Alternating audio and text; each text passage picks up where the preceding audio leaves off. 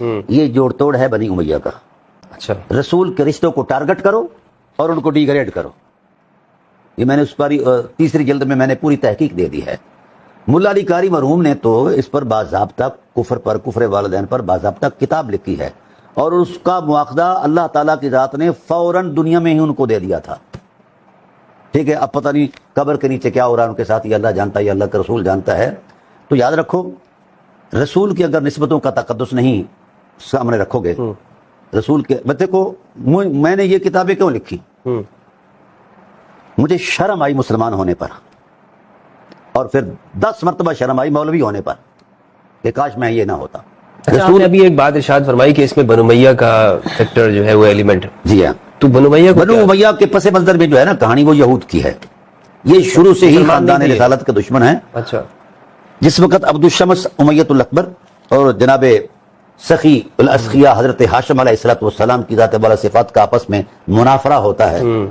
اب یہ سخی بھی تھے، اور بڑا ڈرامہ یہ ہے قبلہ کہ انہوں نے ہر حوالے سے، اس تفضیل کے حوالے سے بھی اہل بیت کو مفلسی کا تانا دیا ہے. جی جی جی، یہ بھی آتا ہے کہ ابو طالب بہت غریب، جن کے خانے کرم پر دسترخوان پر پورا عرب پلتا ہو وہ غریب ہے، اور جس کے گھر میں منوں کے حساب سے سونا ہو، ہزاروں اونٹ کرائے پر چلتے ہوں، 9 ملکوں کے اندر جس بندے کی تجارتی کمپنیاں ہوں وہ غریب ہوتا ہے.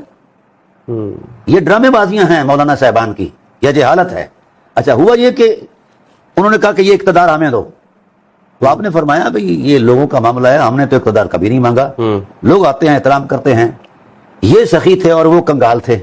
منافرہ ٹائم ہو گیا، جس طرح آپ انتخابات کر رہے ہیں، الیکشن ہو گئے، تو لوگوں نے جناب ہاشم علیہ السلام کے قدم پر صدق دیا، کہا کہ ہم ان کے علاوہ کسی کو سردار نہیں مانتے. اب طے یہ ہوا تھا کہ جو بندہ منافرہ ہار جائے وہ 10 سال کے لیے مکہ چھوڑ کر شام میں دیش چلا جائے. ادھر چلے گئے. وہ وہاں چونکہ سرزمین یہود تھی تو یہود ان کی برین واشنگ کرتے رہے خاندانی اعتبار سے. ان کو یہ پتا تھا کہ بنی ہاشم سے نبی نے آنا ہے اور ہم نے ان کے مد مقابل ایک طاقت کھڑی کرنی ہے. پھر ان کے بعد جناب والا وہ وہاں مر گیا. پھر ان کے بعد ان کا بیٹا حرب آیا، اس نے بھی یہی کہا. ان کے مد مقابل حضرت عبد المطلب علیہ السلام تھے. پھر یہ منافرہ ہار گئے، پھر ان کو جانا پڑا، پھر یہ بھی وہیں گئے.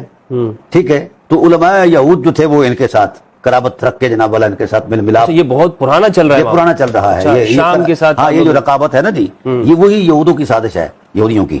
اچھا، جو چاہتے تھے کہ نبی جو ہے بنی اسماعیل سے کیوں آ رہا ہے، بنی اسرائیل سے آیا، کیونکہ پہلے بھی انبیاء علیہ السلام آئے تھے. تو اللہ تعالیٰ نے جواب دیا، اللہ عالم حیث یجعل رسالتہ، وہ بھائی میری مرضی ہے، رسالت میں ادا کرتا ہوں. تم جو کہتے ہو کہ ہماری نسل میں آئے، تو تم نے پہلے انبیاء کے ساتھ فَلِمَ تَقْتُلُونَ انبیاء اللہ، تم نے تو اپنے ہاتھوں سے نبیوں کو قتل کیا ہے، کس منہ سے کہتے ہو کہ نبی ہمارے اس میں آئے، طبقے میں آئے.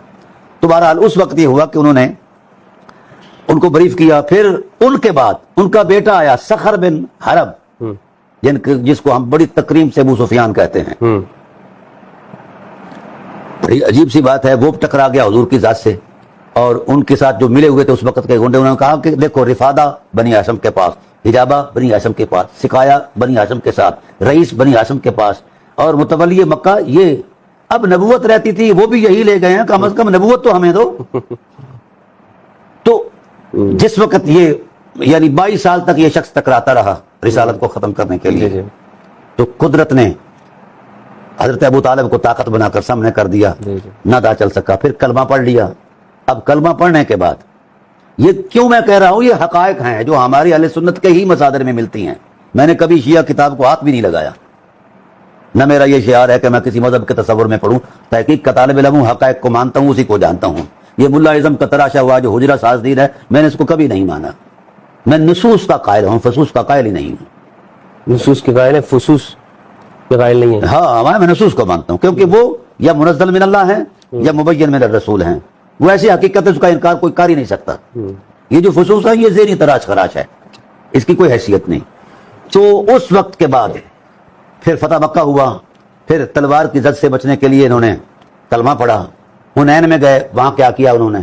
تو آپ پوری تاریخ پڑھ لیں ان کی، آپ کو ہر جگہ ان کا تعصب خاندانی نظر آئے گا. تو ایک لمحہ کے لیے صرف یہود جو تھے ان کو بریف کرتے تھے کہ یہود کو نکالا گیا مدینے سے، وہ انتقام لینا چاہتے تھے. حضور تو وصال فرما کہتے تھے، تو حضور کے خاندان سے ان کو ہدف بنایا جائے، تنقید کی جائے، ٹارگٹ کیا جائے. لہذا ان کو ڈی گریڈ کیا جائے. یہ جو تفضیل کا یہ جو چکر ہے نا، یہ بھی اسی کا تسلسل ہے، یہ صفین کے خونی اجتہاد کا تسلسل ہے، اس کے علاوہ اس کی کوئی تاریخ نہیں ہے.